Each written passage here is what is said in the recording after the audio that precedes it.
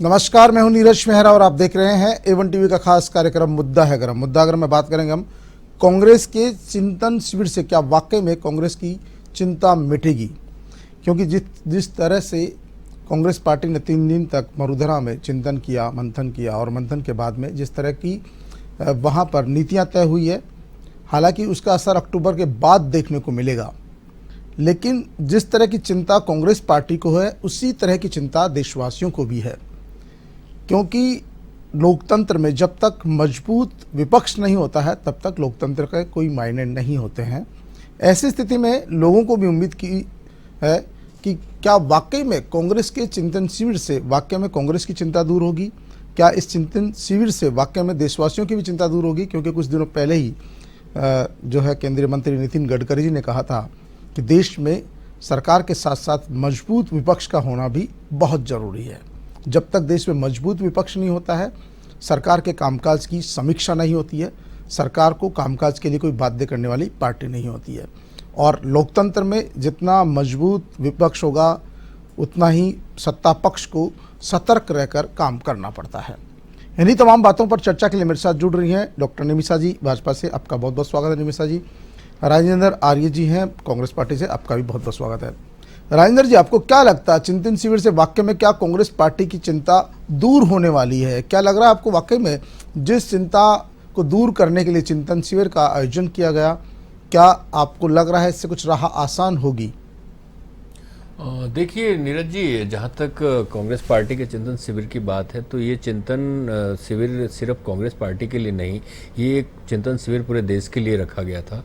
और क्योंकि इस वक्त आप देखेंगे कि खासकर इस वक्त जो देश के समक्ष जो समस्याएं हैं, चाहे महंगाई हो, चाहे बेरोजगारी हो, चाहे आपके संसाधनों की, राष्ट्रीय संपदाओं की बिक्री की बात हो, चाहे लूट खसोट की बात हो, चाहे भ्रष्टाचार की बात हो, और आम आदमी की जिस तरीके से अनदेखी हो रही है, जिस तरीके से पूंजीपतियों का विकास हो रहा है, इन तमाम मुद्दों को लेकर कांग्रेस पार्टी ने आत्ममंथन भी किया है। और जनता के मुद्दों को जिस तरीके से उठाना है, जनता से जुड़कर, और जनता के भाई किस स्तर तक जाना है कि भाई ग्राम पंचायत से लेकर ब्लॉक स्तर तक, वार्ड स्तर तक जैसे जाना है, तो उसको लेकर पूरी तरीके से मंथन हुआ है। क्योंकि आपको जैसा पता है कि इस देश के आज़ादी के आंदोलन से लेकर नवनिर्माण तक में कांग्रेस पार्टी का बहुत योगदान रहा है। हमारे नेताओं ने बड़ी कुर्बानियां दी है, चाहे स्वतंत्र सेनानी रहते हुए दी हों, बरसों उन्होंने जेलों में गुजारे, उसके बाद में आज़ाद होने के बाद में हमारे 2 प्रधानमंत्रियों ने इस देश के ऊपर कुर्बानी दी अपनी, और इस देश को बनाने में तमाम तरीके के नवनिर्माण में योगदान हो, चाहे पंडित जवाहरलाल नेहरू की बात हो,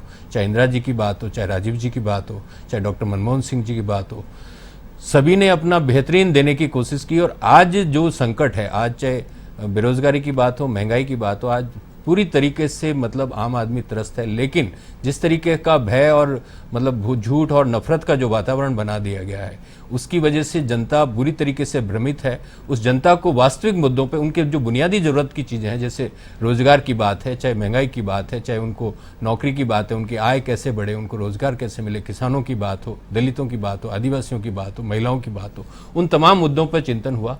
और जनता को, देश को हम वापस, ये लोग जैसे नफरत से देश को तोड़ना चाहते हैं, हम लोग वापस इस देश को जोड़ना चाहते हैं। और हमारी भारत जोड़ो यात्राएं, आपको पता है कि मतलब 2 अक्टूबर से इस बार शुरू होंगी और पूरे देश में लगातार चलेंगी। और अभी भी हमारी एक राष्ट्रव्यापी यात्रा चल रही है माननीय सोनिया जी के आह्वान पर।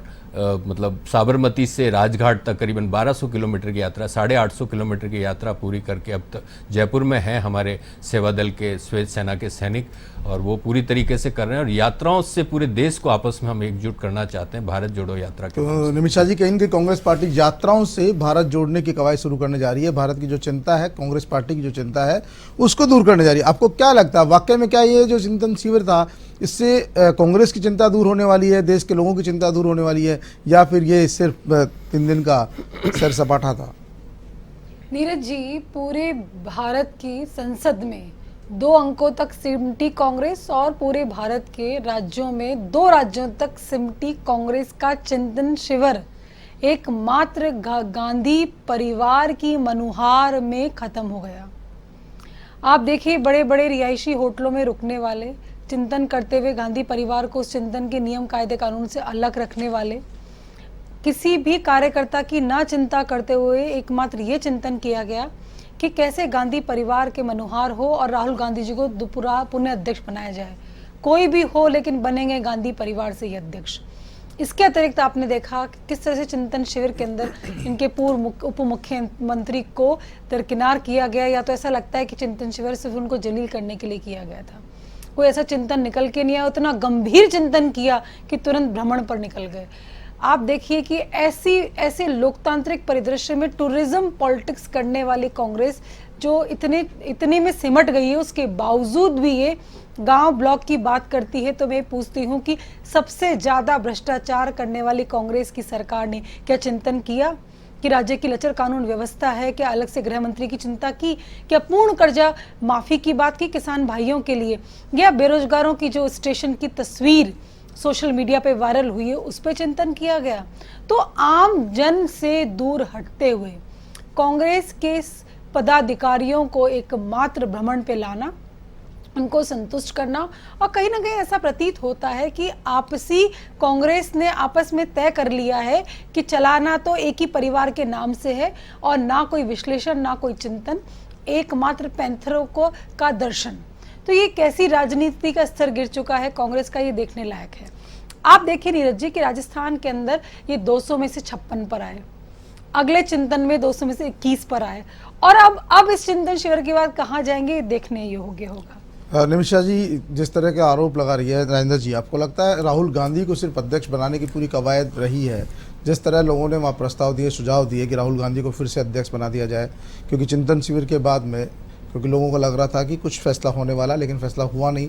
शायद अक्टूबर तक का इंतजार है, नया अध्यक्ष भी अक्टूबर तक आएगा, आपकी भारत जोड़ो यात्रा भी अक्टूबर से शुरू होगी। नीरज जी देखिए, जहाँ तक जनता के मुद्दों की बात है तो बात मुद्दों पे की जानी चाहिए। हमारे पार्टी में क्या हो रहा है इसके लेकर इनको चिंता नहीं करनी चाहिए। इनको चिंता इस बात की करनी चाहिए कि प्रधानमंत्री ने 2 करोड़ रोजगार प्रतिवर्ष देने का वादा किया था, क्या वो रोजगार दिए?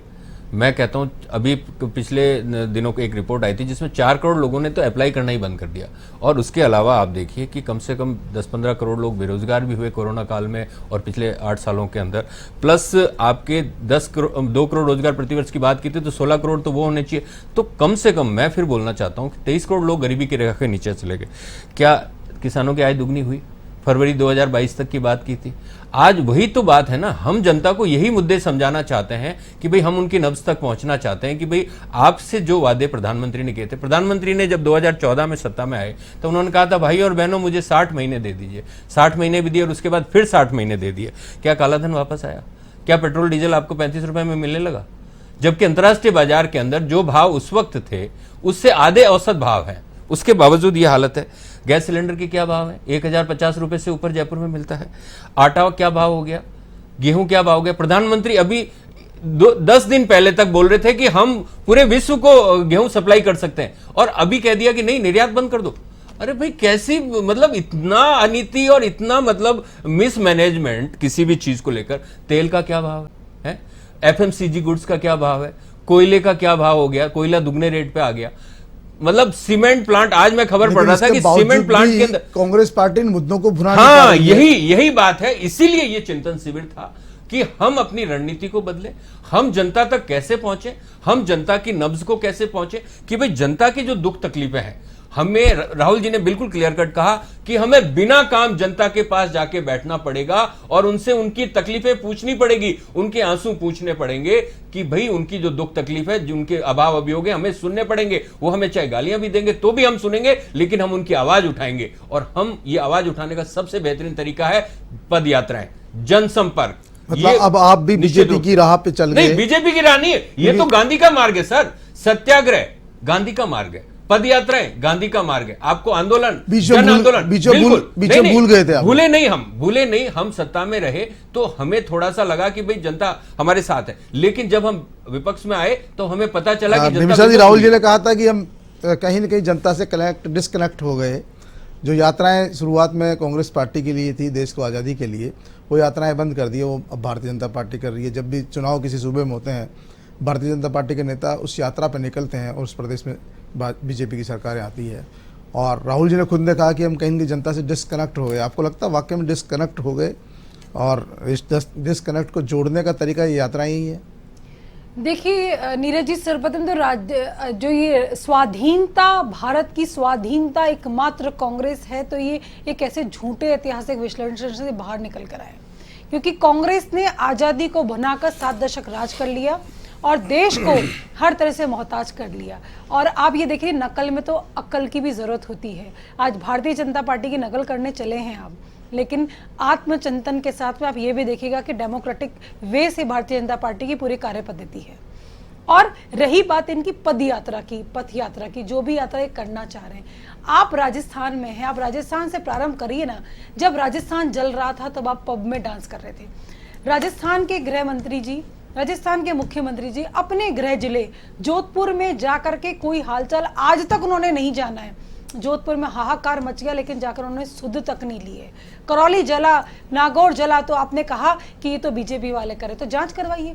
करौली का तो मुख्य अभियुक्त आज भी फरार है। तो ये राजस्थान जो है ना, फरारों की, अपराधियों की शरण स्थली बन गया ना, शायद मुझे उसका लगता जांच नहीं करवाइए आप। ये पूरे देश भर की पार्टी में किस तरह से उसमें सुधार किया जा सके, उसके लिए मंथन था। कहीं राजस्थान सरकार की समीक्षा नहीं हो रही थी इसमें। राजेंद्र जी कुछ बोलना चाहिए? देखिए एक मिनट, आप ये बताइए, राजस्थान सरकार आप कांग्रेस की सरकार है, क्यों ना चिंतन करे? राजस्थान की जनता की सुध कौन लेगा? पार्टी का राष्ट्रीय स्तर पर मंथन हो रहा हो, चिंतन हो रहा हो, तो मुझे लगता नहीं राजस्थान को इसमें बहुत बड़ी मायनियत। आरोप मंडने वाली पार्टी हो गई कांग्रेस पार्टी। राजेंद्र जी बोलिए। सर पार्टी एक मिनट, निमिषा जी एक मिनट होगी आपकी बात हो गई। मंडना बंद करिए, अपना चिंतन बताइए। मैं बता रहा हूँ आपको।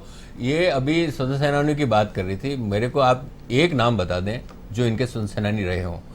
निमिषा जी, विनायक दामोदर सावरकर, जो आदमी उस वक्त 60 रुपया महीना पेंशन लेता था, किस बात की पेंशन मिलती थी, कौन सा ऐसा काम किया था अंग्रेज सरकार के लिए? माफी मांगी थी, 9 बार माफी मांगी थी उसकी, और उसको ये वीर कहते हैं। उसके सामने प्रधानमंत्री जाके नतमस्तक होते हैं। गुरु गोलवलकर की बात करते हैं, उन्होंने हिंदुस्तान भारत देश की थ्योरी के लिए क्या 5 जो तत्व गिनाए थे, क्या उससे देश का निर्माण हो सकता है? जो बहुरंगी और बहुविविधता वाला देश है, जो उसको आप बना सकते हैं अगर गोलवलकर की बात करेंगे तो। और श्यामा प्रसाद मुखर्जी ने तो 1942 के अंदर जब प्रांतीय सरकारें बनी थी, जिसके अंदर मुस्लिम लीग के साथ शामिल हुए, उस सरकार के अंदर उन्होंने यहां तक कहा था उन सरकारों को कि हमें जो भारत छोड़ो आंदोलन है उसका विरोध करना है और इस आंदोलन को बनने नहीं देना है। तो आप बताइए ना।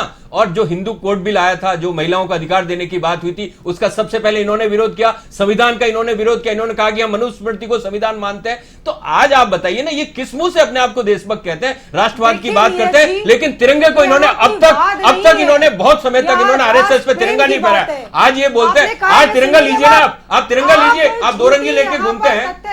नहीं, देखिए इनकी पार्टी का जो इनकी पार्टी का राजेंद्र जी, इनकी पार्टी का जो झंडा होगा, इनकी पार्टी का जो झंडा होगा, दे सकता हूं किताब राजेंद्र जी इनकी पार्टी का जो झंडा होगा वही तो ले जाएंगे।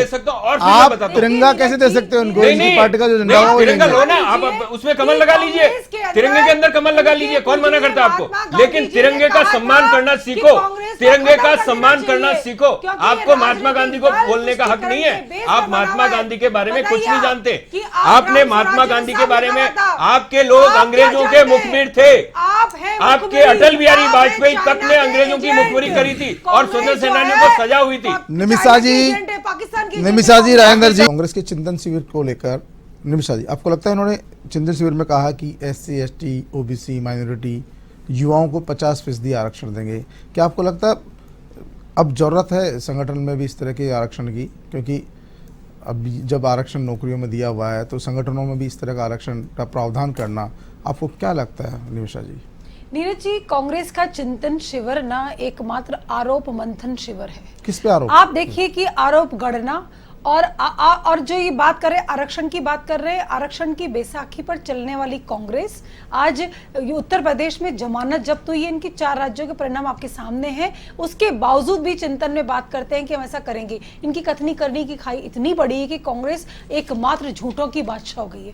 राष्ट्र प्रेमी जितने भी रहे हैं, चाहे वो डॉक्टर भीमराव अंबेडकर हो, सरदार वल्लभ भाई पटेल हो या श्यामा प्रसाद मुखर्जी हो, इन्होंने किसी ने भी, कांग्रेस ने कभी किसी राष्ट्र प्रेमी नेतृत्व को स्वीकार स्वीकार ही नहीं किया और बात ही करते हैं भारतीय जनता पार्टी या राष्ट्रीय स्वयंसेवक संघ को बदनाम करना और स्वतंत्र एजेंसीज और जितनी भी स्वतंत्र निकाय हैं उनके पर आरोप लगाना। आरोप पंथी कांग्रेस सरकार का चिंतन आरोप पंथी कांग्रेस, राजेंद्र जी, आरोप पंथी कांग्रेस है जो लगातार आरोप लगती है, काम नहीं कर रही है और यही कारण है कि कांग्रेस लगातार सिमटती जा रही है। आपको लगता है कांग्रेस सिर्फ आरोप? इन्होंने 3 नाम लिए, उसमें से 2 नाम तो इन्होंने डॉक्टर भीमराव अंबेडकर का लिया और दूसरा नाम इन्होंने सरदार पटेल का लिया।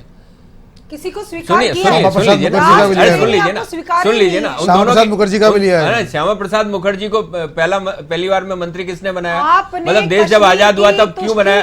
और मैं बता रहा हूँ, श्यामा प्रसाद मुखर्जी वो शख्स था जिसने 1942 के अंदर भारत छोड़, देखिए फिर आप बीच में बोलने लगे, मैंने बोला था बीच में। निमिषा जी एक बार बात पूरी होने दीजिए, फिर आप जवाब दीजिएगा।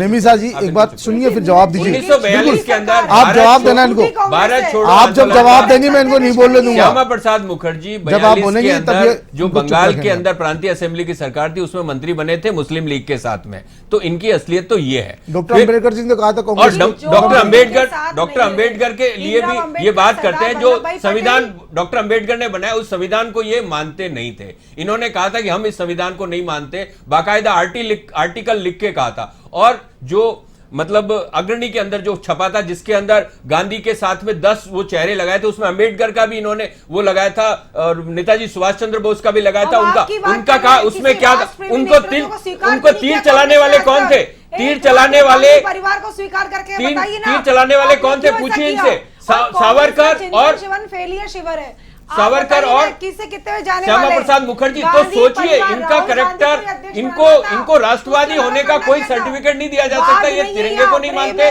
ये देश की जो बहुरंगी संस्कृति है उसको नहीं मानते। निमिषा जी सीधा सीधा आरोप है, तिरंगे को नहीं मानते, संविधान को नहीं मानते, संविधान। राजेंद्र जी एक बार सुनने दीजिए, राजेंद्र जी एक बार सुनने दीजिए। हमारी विविधता में एकता की जो हमारी तिरंगे और संविधान की बात करते हैं। निमिषा जी कह रहे हैं तिरंगे और संविधान को नहीं मानते, क्या वास्तव में? क्योंकि लोगों में डर है, जो लगातार आरोप भी लगते हैं कि साहब भारतीय जनता पार्टी जो है संविधान में भरोसा नहीं करती है, बदलेगी संविधान। और ये आपके सामने खुद ही कह रहे राजेंद्र जी की नहीं, इनका भरोसा नहीं है।